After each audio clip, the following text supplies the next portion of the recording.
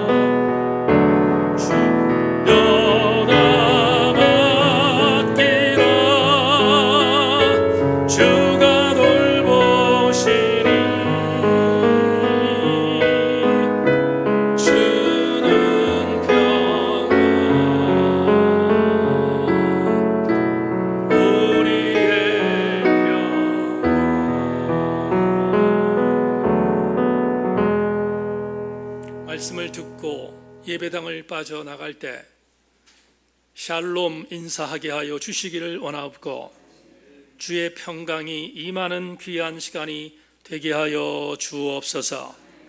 하나님의 선한 은혜가 말씀의 능력 안에 임할 줄로 믿고 예수 그리스도의 이름으로 기도하옵나이다. 아멘.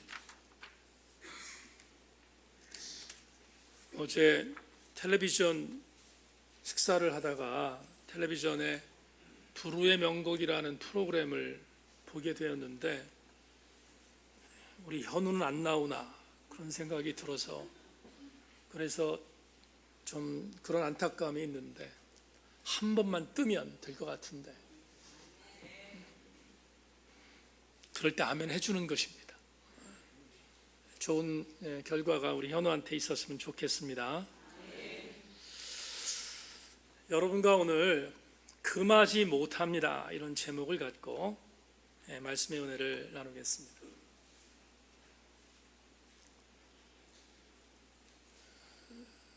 약 40년 전에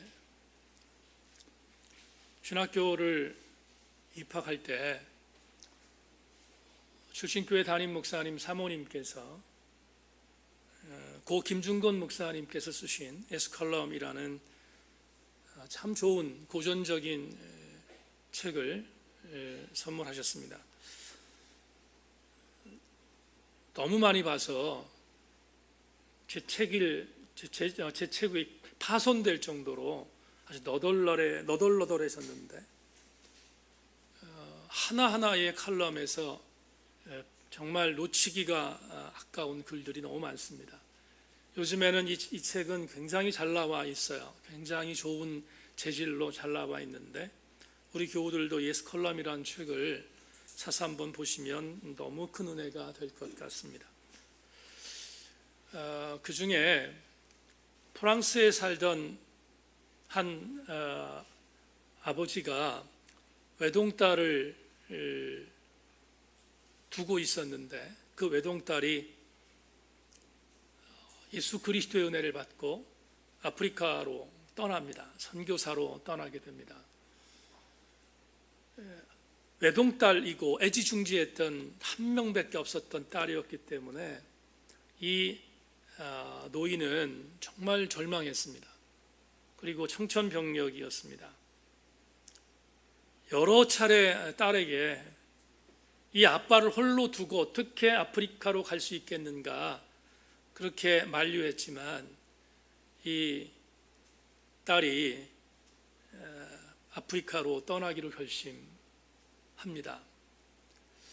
김중근 목사님께서 이 외동딸을 보내는 아버지의 아픈 마음을 한 칼럼에 예수의 현존성이라는 제목으로 이렇게 썼습니다. 2000년 전에 죽은 로마의 사형수여, 그대가 내 품에서 심장을 오려가듯 외동딸을 빼앗아 가는구나. 그대는 죽은 사람인가 산 사람인가, 생명의 약탈자여 사랑의 약탈자여. 이 말은 아버지를 덜 사랑해서가 아니라 예수를 너무너무 사랑해서 아무리 붙잡아도 기어이 아프리카 선교사로 떠나는 외동딸을 보내는 불란서의 한 노인의 외침이다. 40년이 지났어요. 이 글을 읽은 지가 40년이 지났는데 설교 준비하다가 이 내용을 여러분에게 다시 소개하는 이유는 이런 감회가 있었기 때문입니다. 여러분, 40년 전 이러한 헌신한 자들이 많았습니다. 이렇게 도저히 만류해도 예수 그리스도의 사랑 때문에 목숨을 걸었던 헌신자들이 많았습니다. 그래서 이런 생각이 들었습니다. 그렇다. 정말로 그때는 그런 사람들이 많았다. 누구도 감당할 수 없었던 수많은 헌신하는 새벽 이슬과 같은 주의 백성들이 많았다. 이들을 말리는 것은 불가능했다 하는 생각이 설교를 준비하다가 제게 들었습니다. 그런데 이것은 단지 오늘만의 이야기는 아닙니다. 성경을 보면 이런 자들은 수없이 많습니다. 히브리서 기자가 히브리서 11장 믿음장에서 하나님의 은혜대로 살았던, 하나님의 말씀대로 살았던 수많은 믿음의 선진들을 소개합니다. 아브라함을 위시해서, 그 다음에 아들들 족장 세대로 이어지는 이삭과 야곱과 요셉에 대한 이야기, 그리고 모세의 이야기, 그런 뒤에 역사서의 중요한 일들을 감당했던 수많은 이름들이 등장합니다. 사사들을 비롯해서 사무엘, 그리고 주의 사역들을 감당했던 주인공들이 열거됩니다. 그런 뒤에 주후 3세기쯤, 주전 3세기쯤 정말로 수많은 엄청난 고난을 당했던 유대인들에 대한 내용도 히브리서 11장에 기록되어 있습니다. 이들은 안티오코스 에피파네스 4세를 통하여 하나님의 신앙을 버리라고 했던 엄청났던 핍박을 이겼던 그들을 히브리서 기자가 기록하면서 그들을 마지막으로 이렇게 한 문장으로 정리합니다. 히브리서 11장 38절은 이렇게 말합니다. 이런 사람은 세상이 감당하지 못하느니라. 그들이 광야와 산과 동굴과 토굴에 유리하였느니라. 여러분, 가로쳐 있는 이런 사람은 세상이 감당하지 못한다라는 가로가 왜 있는가? 어떤 사본에는 이 내용이 없기 때문입니다. 그런데 우리가 보는 성경에는 이 사본을 집어넣습니다. 저는 집어넣는 것이 옳다 생각했습니다. 하나님을 떠나라고 수없이 압박해도 절대로 하나님을 떠나지 못하는 자들, 하나님의 은혜가 이렇다라는 사실을 분명히 깨닫고 있는 그들은 죽음도 감당하지 못했던, 세상이 감당하지 못했던 사람이라는 히브리서 기자의 말에 대하여 저는 동의합니다. 여러분에게 한번 질문하고 싶습니다. 왜 그리스도인들이 고난을 받으면서도 그리스도인의 신앙을 포기하지 않습니까? 엄청난 고통이 임했음에도 불구하고 왜 그리스도의 신앙의 길에서 떠나지 않습니까? 그 이유는 생각보다 간단합니다.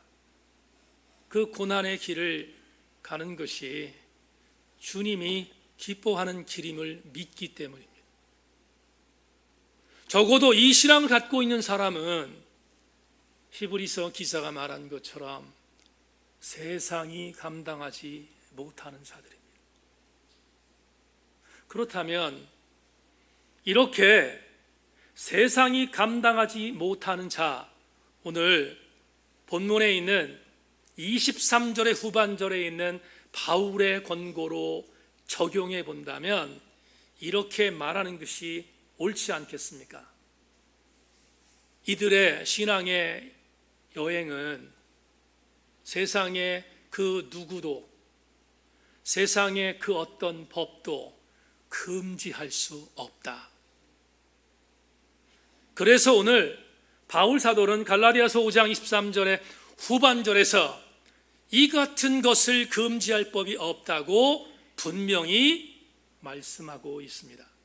그런데 오늘 우리 교우들과 함께 이 본문을 통하여서 3주 동안 말씀을 나눌 것인데, 도대체 이 같은 것, 지금 사도 바울이 말했던 이 같은 것은 조금 전에 설교의 서두에 말한 것처럼 아마도 그리스도인들이 흔들리지 않고 무장하고 달려가는 그 어떤 것일 내용이 정말로 가능성이 농후합니다. 분명히 흔들 수 있는 그리스도인들의 철로 역정의 사정 속에서 그를 무너뜨릴 수 있는 내용이 있음에도 불구하고 그들이 흔들리지 않는 이유, 그것은 바로 이 같은 것일 것인데, 그 이 같은 것이 과연 무엇일까? 그것을 오늘을 비롯하여 2주 정도까지 포함해서 총 3주 동안 이 같은 것이 무엇인가를 여러분과 함께 나눌까 생각합니다. 오늘은 첫 번째의 것, 다음 주는 두 번째의 것, 그 다음 주에는 세 번째의 것을 함께 나누기를 원합니다. 미리 정답을 말씀을 드린다면 세상의 법이나 세상의 사람들이 금할 수 없는 성도들의 무기는 성령의 9가지 열매입니다. 성령의 9가지 열매는 첫째 그룹과 둘째 그룹과 세 번째 그룹으로 나누어집니다. 첫 번째 있는 세 가지는 하나님과 관련하여 나타나는 성령의 열매고, 두 번째 있는 그룹에 있는 세 가지 열매는 사람과 연관해 나타나는 성령의 열매고, 세 번째 그룹에 있는 세 가지 열매는 본인과 연관해 나타나는 성령의 열매다라는 것을 전제하며, 저는 오늘 첫 번째 하나님과 연계하여 나타나는 성령의 세 가지 열매를 우리 교우들과 함께 나누기를 원합니다. 첫째, 성도들의 강력한 무기 중에 하나는 성령이 주시는 사랑의 열매입니다. 다 같이 아멘. 개인적으로 사랑이라는 단어가 성령의 열매 중에 제일 앞자리를 차지한 것에 대하여 너무 감사합니다. 사랑이라는 단어가 교회나 성도들 사이에서 너무 빈번하게 사용되어져서 사랑이라는 단어를 가볍게 여길까 두려운데, 성경은 바울을 통하여 사랑에 대한 개념을 한 발자국도 뒤로 물러서지 않는 것을 보고 감사했습니다. 그렇다면 도대체 사랑이라는 성령의 열매가 뭐길래 바울은 사랑을 성령의 9가지 열매 가운데 가장 앞자리에 두었을까? 여러분에게 글 하나를 소개하겠습니다. 제가 2008년에 읽었던 C.S. 루이스의 4가지 사랑이라는 책을 감동적으로 읽었던 기억이 생생합니다. 그런데 이 C.S. 루이스, 20세기 헌정학자인 C.S. 루이스가 사랑이라는 단어를 정의할 때 기가 막힌 정의를 했습니다. 저는 사랑에 대한, 하나님의 속성인 사랑에 대하여 이것보다 더 해박한 사랑의 정의를 한 글들을 본 적이 없습니다. 그래서 오늘 여러분에게 C.S. 루이스가 말한 하나님의 속성인 사랑을 설명한 한 문장을 여러분에게 알려드리겠습니다. 필요한 것이 전혀 없으신 하나님은 자신에게 불필요한 피조물을 순정히 사랑하심으로 존재하게 하십니다. 한 번 더 읽겠습니다. 필요한 것이 전혀 없으신 하나님은 자신에게 불필요한 피조물을 순정히 사랑하심으로써 존재하게 하십니다. 설명하지요. 여러분, 가만히 생각해 보십시다. 내가 진짜로 하나님 앞에 필요한 존재입니까? 불교는 내 스스로가 부처가 될 수 있다고 말하기에 나를 존중하라고 가르치는 것이 불교적 영성입니다. 그렇지만 기독교적 영성은 나는 나 스스로 나를 구원할 수 없는 존재로 인정하는 것입니다. 여러 차례 말했지만 나도 나를 못 믿는 존재, 그게 바로 나이지 않습니까? 그런데 하나님 앞에 나도 나를 믿지 못하는 존재가 나라면 나는 하나님 앞에 필요한 존재인가를 질문할 때 자신 있게 대답할 수 없습니다. 어떤 의미로 바라보면 하나님 앞에 너무나 가치 없는 존재로 그렇게 추락한 것이 죄 때문에 추락한 바로 나의 자아가 아닌가 솔직히 고백할 수밖에 없습니다. 그런데 C.S. 루이스가 뭐라고 말합니까? 이렇게 말합니다. 본인도 그걸 인정한다는 거예요. 나는 하나님 앞에 불필요한 존재일 수 있다는 거예요. 여러분, C.S. 루이스의 말은 기가 막힌 터치입니다. 나도 하나님 앞에 불필요한 존재라는 것을 인정한다는 거예요. 그런데 루이스가 뭐라고 말합니까? 불필요한 존재인 것을 하나님이 알고 계심에도 불구하고 아무것도 필요 없는 완벽한 하나님께서 나를 사랑하심으로 나를 존재케 했다, 이 말입니다. 여러분, 얼마나 감동적인 메시지입니까? 부모도 자식을 유기하여 핏덩어리를 버리는 그런 기가 막힌 랜덤의 세계에 살고 있잖아요. 한 명의 영혼이 얼마나 소중한데 수없는 자들이 그 영혼들을 버리고 있는 시대에 살고 있잖아요. 그런데 사람은 사람을 버리지만 하나님께서는 정말 하찮은 나 같은 존재, 미물과 같은 존재인 나를 아무것도 필요가 없는 완벽한 주님께서 사랑하심으로 나를 존재하게 한다는 것은 사랑의 클라이맥스가 아니겠습니까? 서울의 서초구에 가면 대형 교회가 하나 있습니다. 잘 아시는 교회입니다. 그 교회를 들어가면 현판에 영어로 이렇게 쓰여 있습니다. God is love라고 되어 있습니다. 하나님이 사랑이시라는 현판입니다. 누가 부인하겠습니까? 하나님이 사랑이십니다. 그래서 그 교회 이름은 그 현판을 중심으로 만든 교회입니다. 그런데 그렇게도 하나님이 사랑이라고 말하는 그 교회가 지금 대한민국 교회의 골칫덩어리잖아요. 사랑은 슬로건이 아닙니다. 사랑은 이론이 아닙니다. 사랑은 C.S. 루이스가 말한 그 다음 말, 이 문장을 소개했던 C.S. 루이스가 그 다음에 했던 이 다음 지금 소개하는 이 문장의 삶으로 우리가 부대끼는 것이 사랑이에요. C.S. 루이스는 계속해서 이렇게 말합니다. 하나님은 일부러 기생물들을 창조하셔서는 기생물인 우리가 하나님 자신을 이용해 먹을 수 있게 하시는 숙주이십니다. 여기에 사랑이 있습니다. 이는 모든 사랑의 발명자이자 사랑 그 자체이신 분의 사랑이 어떤 것인지를 보여주는 그림입니다.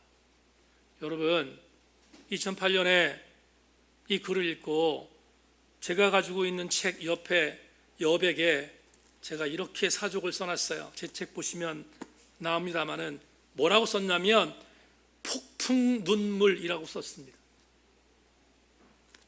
얼마나 제가 그때 이 글을 읽고 감동을 받았는지 잊지 않기 위해서입니다.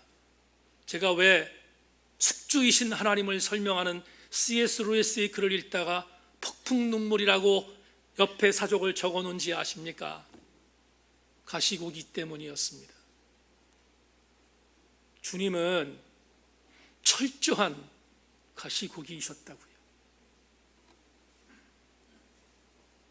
어머니 암컷이 버린 자기의 새끼를 먹여 살리고 수많은 적들의 공격에서 보호하다가 마지막 순간 당신의 모든 것들을 다 죽이시고 다 버리시고 그리고 그 아들에게 자기의 자녀에게 자기의 생사를 뜯겨셨던 분이 누구인가? 그분이 바로 저와 여러분의 주군이신 예수 그리스도가 아니십니까? 가시고기가 생각나서 이 구절에 감동받아 제 첫 번째 책에 이 내용을 수록한 이유도 거기에 있습니다. 다시 강조합니다. 사랑은 성령의 9가지 열매의 가장 첫 번째 자리에 있는 사랑은 이론이 아니고 우리에게 보여주신 예수 그리스도의 삶입니다. 우리 교회 교우들 거의 대부분이 읽은 이재철 목사님의 성취자반에 이 목사님께서 사랑을 설명하는 부분이 나옵니다. 이 성령의 9가지 열매 사랑을 설명한 이재철 목사의 기가 막힌 해석을 소개하겠습니다. 여기서 중요한 것은 성령의 9가지 열매 중에 제일 첫 번째가 오직 성령의 열매라는 사랑과로 시작한다는 것입니다. 성령의 열매는 말씀에서 9가지 종류로 열거되어 있는데 열매라는 헬라어 단어 카르포스는 단수로 적혀 있습니다. 헬라어는 복수와 단수를 엄격하게 구분합니다. 그러니 9가지 열매면 복수 형태이어야 하는데 단수로 되어 있습니다. 그것은 이 9가지가 다 다른 열매가 아니라 명심하십시다. 사랑의 8가지의 형태가 나머지 8가지의 은사입니다. 어렵지요? 풀겠습니다. 1부 예배 때 아멘을 안 했지만 2부 예배 때는 아멘 할 줄로 밀고 풀겠습니다. 지금 이재철 목사님의 이 해석이 무슨 뜻인가? 이런 뜻입니다. 사랑하면 기쁩니다. 사랑하면 평화가 임합니다. 사랑하면 오래 참을 수 있습니다. 사랑하면 타인에게 자비를 베풀 수 있습니다. 사랑하면 착한 마음을 갖게 됩니다. 사랑하면 충성하고 온유하고 스스로 절제하는 삶을 살게 된다는 거예요. 그래서 사랑이라는 성령의 열매가 가장 앞에 있음에도 불구하고 단수로 기록되어 있습니다. 지난 목요일 날, 광복절 날 아내하고 출타를 하고 한 8시, 저녁 8시 좀 넘어서 교회에 들어왔습니다. 여러분, 우리 교회에만이 있는 자랑이 하나 있지 않습니까? 스탠딩 기도처. 전 자랑이에요. 스탠딩 기도처가 자랑인데 저녁에 서치라이트를 이렇게 비춰서 코람데오가 아주 예쁘게 보입니다. 그런데 그날 그 코람데오의 상징 중에 하나인 십자가, 여러분 아시지요? 십자가가 있는데 그 십자가에 기가 막힌 일이 하나 생겼습니다. 뭐냐 하면 요새 우리 교회를 지켜주는 고양이가 있습니다. 근데 이 고양이 2마리가, 저는 1마리인 줄 알았는데 그날은 고양이 2마리가 하나는 십자가 왼쪽에 하나는 십자가 오른쪽에 서로 앉아서 마주보는 것입니다. 제가 직접 확인은 안 했지만 눈대중으로 한 마리는 암고양이고 한 마리는 숫고양이일 것이다 생각했습니다. 이유가 뭐냐 하면 그날 아내는 고양이를 너무 싫어하거든요. 지금 아들이 고양이를 키우고 있는데 그것 때문에 맨날 싸워요. 싸우는데 고양이를 보니까 아내는 관심이 없으니까 들어갔는데 저는 그 고양이가 보이는 거예요. 보이는데 그 2마리가 그날 이상한 소리를 내요. 내 때문 냈는지 아세요? 이상한 소리를 내는 거예요. 그런데 그 소리가 무슨 소리인지 아십니까? 사랑의 멜로디처럼 들렸어요. 왜냐하면 전 고양이들이 그렇게 자극적으로 그렇게 몸을 교태를 부리는 걸 처음 봤어요. 그래서 그때 생각했어요. 코람데오 위에서 2마리는 사랑을 나누고 있다. 우리는 고양이를 미물로 여깁니다. 고양이가 영물이라고 생각하는 사람도 있지만 전 고양이를 미물로 여깁니다. 인간에 비해서. 그런데 그날 이런 깨달음이 왔습니다. 미물인 고양이도 사랑하는 모습은 아름답습니다. 하물며 우리를 위하여 숙주되어 주신 주님의 그 사랑의 언어는 어떻게 이론으로 표현할 수 있습니까? 주님이 불필요한 것이 없던 주님께서 가장 하찮게 여길 수 있는 우리를 위하여 숙주가 되셔서 이 땅에 오셨던 것은 다른 단어로 설명할 수 없습니다. 그것은 바로 사랑이었습니다.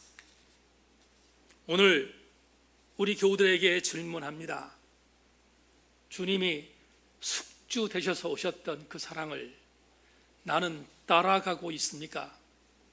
따라간다면 여러분들은 성령의 열매를 맺고 있는 사람인 줄로 믿고, 만에 하나 그 사랑과 멀다면 다시 한번 성령의 열매 중 가장 앞서 있는 사랑을 이론이 아닌 삶으로 실천해 나가는 우리 모두가 되어질 수 있기를 주의 이름으로 권면합니다. 둘째, 희락의 열매입니다. 이 희락이란 단어도 오늘은 주목해야 합니다. 이 희락이라고 번역되어 있는 이 단어는 헬라어 카라의 번역입니다. 그런데 주목할 것이 하나 있습니다. 이 카라라는 단어는 마구잡이로 쓰이는 단어가 아닙니다.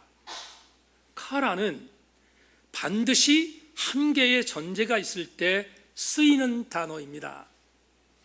제가 카라를 설명하기 위하여 하나 예를 드린다면, 가끔 텔레비전에서 코미디언들이 나오고 개그맨들이 나와서 사람들을 웃깁니다. 웃음이 사라진 시대에 그렇게라도 웃기는 시대가 되도록 만들기 위한 개그맨들의 노력이 얼마나 가상한지 저도 충분히 인정합니다. 그런데 개그맨들이 방송에서 웃길 때 그 개그 프로그램을 지휘하는 PD가 방청객들에게 박수를 요도합니다. 그리고 웃으라고 손짓을 보냅니다. 그러면 많은 방청객들이 웃는 것을 포착한 때가 있습니다. 그 웃음, 사람을 웃도록 만드는 인위적으로 만든 기쁨, 그때는 카라라는 단어를 쓰지 않습니다. 그러면 이 카라라는 단어는 언제 쓰는 단어인가? 성령의 두 번째 열매인 카라, 희락은 언제 쓰는 단어인가? 빌립보서가 우리에게 그 대표적인 증거를 제시합니다. 빌립보서 1장 3절로 4절을 여러분에게 읽겠습니다. 내가 너희를 생각할 때마다 나의 하나님께 감사하며 간구할 때마다 너희 무리를 위하여 카라함으로 항상 간구한다. 여기 나오는 기쁨이 카라입니다. 그러면 도대체 빌립보서에 나오는 이 기쁨이 도대체 무슨 기쁨이기에 성령의 두 번째 열매인 카라와 동일한 단어를 썼을까? 설명하겠습니다. 빌립보서는 바울이 주후 60년부터 62년 사이, 이것은 많은 복음주의 학자들이 말하는 것입니다. 다른 학자들은 또 다르게 이야기를 하지만 제가 받아들이는 주 60년부터 62년의 해석은 대체적인 복음주의 학자들이 말하는 것이기 때문에 말씀을 드립니다. 사도 바울은 주 60년부터 62년 사이에 로마의 감옥에 있었습니다. 여기서 한 가지 주목할 게 있는데, 로마의 감옥이라는 것도 여러 가지 학설적인 차이가 있지만 저는 로마의 감옥에 있다고 해석한 학자들의 의견을 받기에 로마의 감옥으로 여러분에게 해석합니다. 바울이 감옥에 갇혀서 편지를 썼습니다. 그때 쓴 편지는 옥중서신이라고 하여 에베소서, 빌립보서, 골로새서를 의미하는 편지입니다. 그런데 그 중에서 옥중서신 가운데서 빌립보서에 유독이 카라라는 단어가 상당히 많이 나옵니다. 여러분, 굉장히 이상하지 않습니까? 어떻게 옥중에서 기쁨이 있을 수 있습니까? 더군다나 학자들이 말하는 것처럼 로마의 감옥이 있었다면 AD 64년에 네로의 박해 때 베드로와 바울이 순교되었다고 일반적으로 우리가 그것을 받아들인다면 이제 사도 바울은 죽음을 앞두고 있던 시기가 빌립보서를 쓸 때였다는 그런 근거로 우리는 충분히 추측할 수 있습니다. 죽음을 앞두고 있었던 사도 바울이 어떻게 이 카라를 가장 많이 강조했을까? 빌립보에 있는 성도들을 향하여 내가 너희를 위하여 항상 간구할 때마다 기쁨이 넘쳐난다고 고백했던 이 고백을 어떻게 해석할 수 있을까? 이어지는 빌립보서 1장 14절 18절 말씀을 여러분에게 읽어드리겠습니다. 형제 중 다수가 나의 매임으로 말미암아 주 안에서 신뢰함으로 겁없이 하나님 말씀을 더욱 담대히 전하게 되었느니라. 어떤 이들은 투기와 분쟁으로, 어떤 이는 착한 뜻으로 그리스도를 전파하나니 이들은 내가 복음을 변증하기 위하여 세우심을 받은 줄을 알고 사랑으로 하나 그들은 나의 매임에 괴로움을 더하게 할 줄로 생각하여 순수하지 못하게 다툼으로 그리스도를 전파하느니라. 그러면 무엇이냐? 거칠애로 하나 참으로 하나 무슨 방도라든지 전파되는 것은 그리스도니 이로써 나는 카라하고 또한 카라하리라. 성도 여러분, 죽음을 앞두고 있는 사도 바울에게 빌립보에서 소식이 들려왔습니다. 두 가지 소식이었습니다. 첫 번째는 빌립보 교회에 있는 성도들이 사도 바울의 고난, 그리고 옥중에 갇혀 있는 그 고난에 대하여 매우 염려합니다. 안타까워합니다. 성경은 없지만 아마도 중보하고 있습니다 라는 정도까지는 바울에게 소문이 들렸을 것입니다. 마땅하지 않습니까? 빌립보 교회를 세운 사도 바울을 위하여 중보하는 것은 빌립보 교회 성도들이 마땅히 해야 할 일일 것입니다. 그런데 또 하나의 소식이 바울에게 들렸습니다. 어떤 소식인가? 사도 바울이 감옥에 갇혀 있는 것 때문에 박수치는 사람이 있다는 것입니다. 인간적인 생각을 해보면 얼마나 배신감이 사도 바울에게 넘쳤을까? 내가 저들을 어떻게 키웠는데 배신감이 들지 않았겠습니까? 그런데 아무리 그래도 소식이 들렸는데 빌립보에 있는 일부분의 사람들이 사도 바울이 감옥에 갇혀 있는 것에 대하여 박수치며 기뻐한다는 것입니다. 그런데 바울이 오늘 증거한 빌립보서 1장 14절 18절 말씀을 추적하면 이유가 있습니다. 박수치는 자들은 사도 바울 때문에 항상 이인자였습니다. 그들은 복음을 증거하고 싶었는데 증거할 때마다 사도 바울이 먼저 증거하여 항상 주눅들던 사람들이었습니다. 그런데 사도 바울이 감옥에 갇혔다는 이야기를 듣고 이제 바울은 다시 빌립보 교회에 오지 못한다는 생각에 우리가 이제는 1인자로 나서서 사도 바울 대신에 사역을 감당한다는 그것 때문에 기뻐한다는 것이었습니다. 2인자였던 그들이 1인자가 되어 복음을 증거한다는 이야기를 듣고 박수치고 있는 그들을 향하여 바울이 뭐라고 말합니까? 이렇게 말합니다. 그러면 무엇이냐? 거칠어로 하나 참으로 하나 무슨 방도로 하든지 전파되는 것은 그리스도니 이는 나는 기뻐하고 또한 기뻐하리라. 이제 여러분에게 두 번째 성령의 열매 희락을 정리할 수 있을 것 같습니다. 교우 여러분, 성령의 두 번째의 열매인 희락은 인위적으로 사람이 해프게 만들어내는 웃음이 아니라 그리스도 예수의 은혜 안에 있을 때 어떤 어려움이 있어도 그 어려움이 기쁨으로 다가올 때 쓰는 단어가 카라입니다. 저는 우리 교우들이 이 기쁨이 충만할 수 있기를 주의 이름으로 축원합니다. 세상의 웃음, 세상의 기쁨 집중하지 말고 어거스틴이 말했던 한 기쁨에 우리 함께 주목합시다. 어거스틴은 The Compassion이라는 참회록에서 이렇게 썼습니다. 오 주님, 이런 유혹에 대하여 내가 당신께 무엇이라고 고백해야 합니까? 솔직히 칭찬을 받을 때마다 나는 기분이 좋고 즐겁습니다. 그러나 진리 안에 거할 때는 주어지는 기쁨과 어찌 비교할 수 있겠습니까? 주여, 저는 이 기쁨을 간직하고 싶습니다. 사랑하는 교우들이여,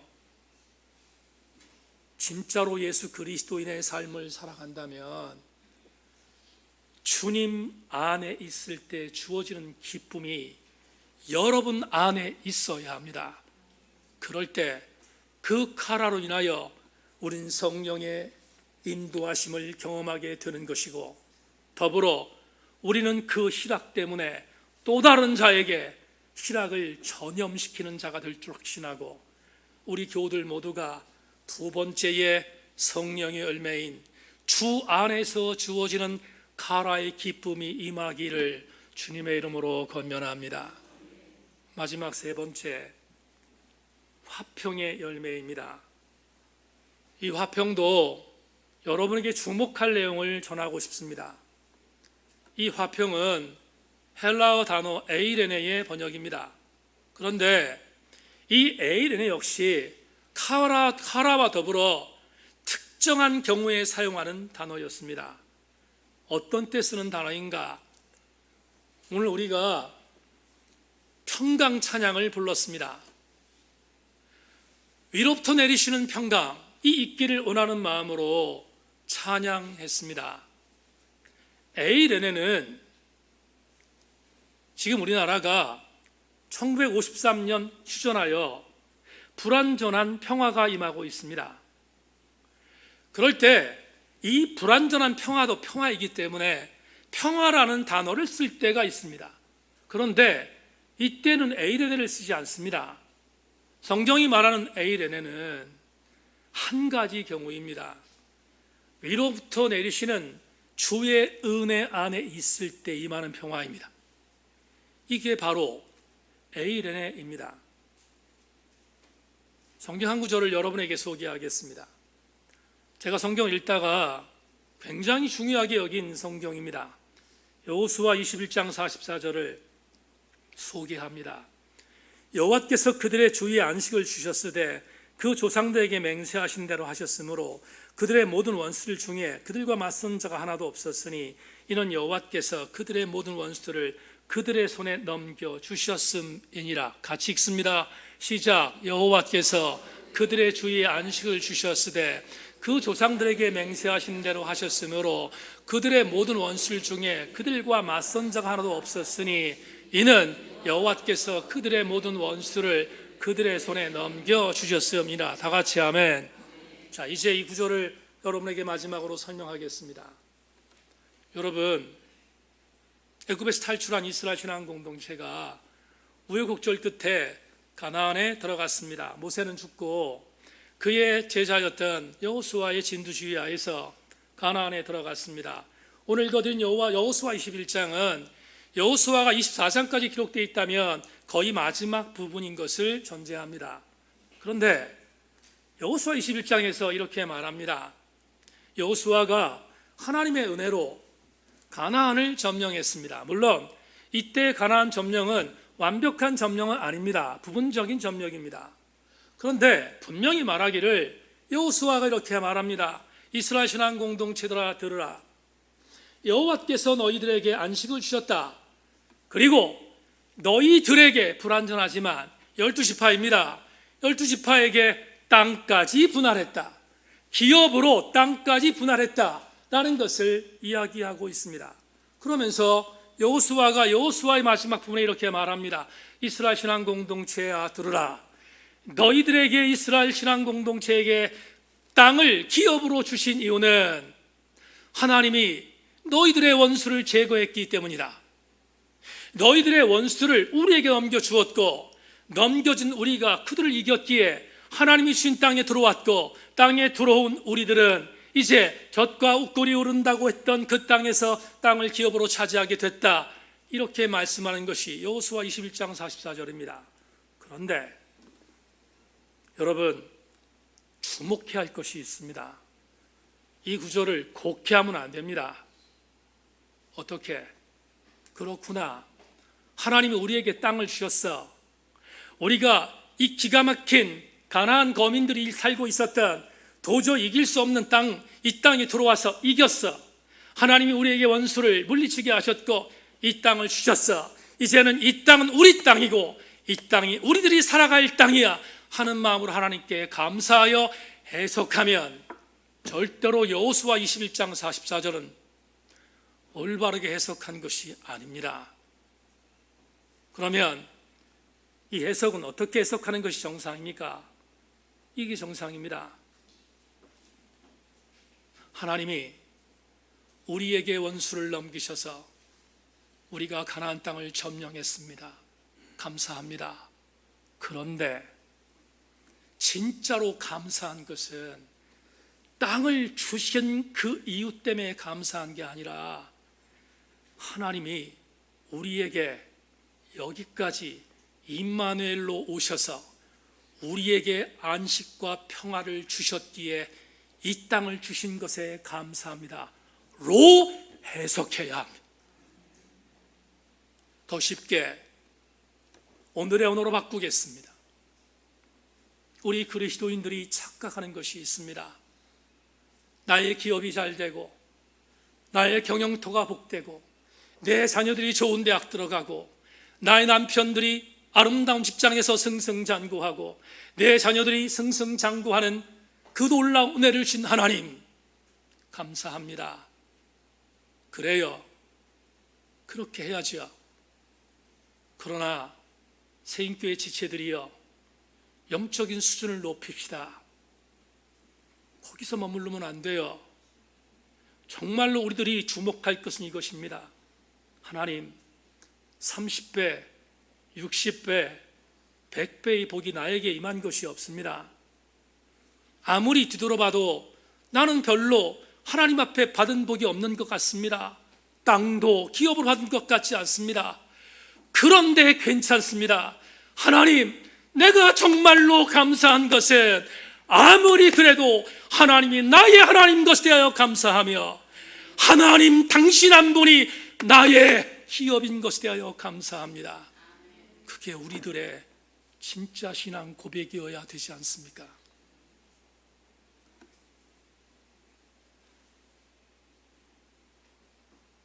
우리 교우들에게 이런 욕심이 있는 것은 저의 개인적인 세속적인 욕심이 아닙니다. 적어도 세인 공동체를 섬기고 있는 이 목사와 우리 교회 성도들은 정말 중요하게 생각할 것은 이것입니다. 주 안에 있을 때 주님이 나에게 주님으로 존재함으로 인하여 주는 평강, 그 안식, 그것이 진짜 복인 줄로 믿고 우리는 그 은혜 안에 거할 수 있기를, 그 수준에 올라갈 수 있기를 주님의 이름으로 권면합니다. 말씀 맺겠습니다. 몇 년 전에 남성 소그룹의 안수 집사님들, 지금 안수 집사님 되신 분들에게 읽으라고 소개한 책이 아까 소개했던 어거스틴의 The Compassion이라는 책입니다. 제가 갖고 있는 책은 참회로우로 번역되어 있지만 이 책을 읽은 분들은 고백록이라는 책으로 읽은 분이 계실 줄 압니다. 제가 남성 교우들에게 그 책을 소개하면서 독후감을 써서 내라고 했습니다. 이유가 뭐냐 하면 담임 목사가 이 책을 읽고 요구하는 것을 찾으라고 하는 것 때문이었습니다. 아주 유감스럽게 제가 요구하는 것을 쓴 분이 한 분도 없어서 그래서 유감스럽긴 했지만 그 참회록이라는 책을 읽은 것만도 얼마나 대단한지 제가 감사했습니다. 그런데 어거스틴의 고백론에 나오는 가장 중요한 어거스틴의 신앙 고백은 이것입니다. 1장에 있습니다. 근데 그 1장을 찾지 못했어요. 제가 그래서 대신 알려드립니다. 참회록에서 만이교에 빠지고 그리고 사생활을 낳고 어머니 모니카를 지긋지긋하게 속삭이던 어거스틴이 로마서 13장 13절을 읽고 돌아와 회심한 뒤에 그가 쓴 컴패션에서 이렇게 고백합니다. 이제 주님께서 지으신 만물 중에 한 줌의 흙에 불과하며 죄로 말미암아 죽을 수밖에 없고 교만으로 가득 찬 이 인간이 입술을 열어 감히 주님을 찬양하려 합니다. 당신의 피조물이며 미천한 이 인간이 당신을 찬양하려 합니다.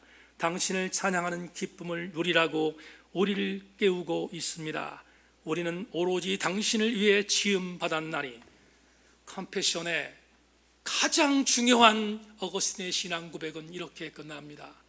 우리의 영혼은 당신 안에서 쉼을 얻기까지 평안을 모릅니다. 주일 2부 예배 나오신 교우 여러분, 주님 안에 있을 때 임하는 진짜의 평안함, 그게 성령의 세 번째 열매임을 명심하고 우리 모든 교우들마다 이 평강의 은혜가 임하기를 주의 이름으로 축원합니다. 사도 바울은 오늘 이렇게 말합니다. 오직 성령의 열매는 사랑과 희락과 화평과 오래 참음과 자비와 충성과 온유와 절제니 이 같은 것을 금지할 법이 없느니라. 우리 교우들이 갖고 있는 세 가지의 성령의 열매는 여러분의 삶 현장에서 누구도 건드리지 못하는 성령의 강력한 무기인 것을 명심하고 이 주간 이 세 가지 은사 성령의 열매 가운데서 승리하는 우리 교우들 다 되기를 주님의 이름으로 축원합니다. 하나님 감사합니다. 주의 은혜 안에 말씀을 나누었습니다. 하나님, 우리 교우들 모두 사랑과 희락과 화평 안에 거하게 하여 주셔서 저들 모두가 한 주간 동안 성령의 은사로 충만하며 성령의 열매로 충만하며 성령 따라 행하는 자들 되게 하여 주시옵소서. 예수 그리스도의 이름으로 기도하옵나이다.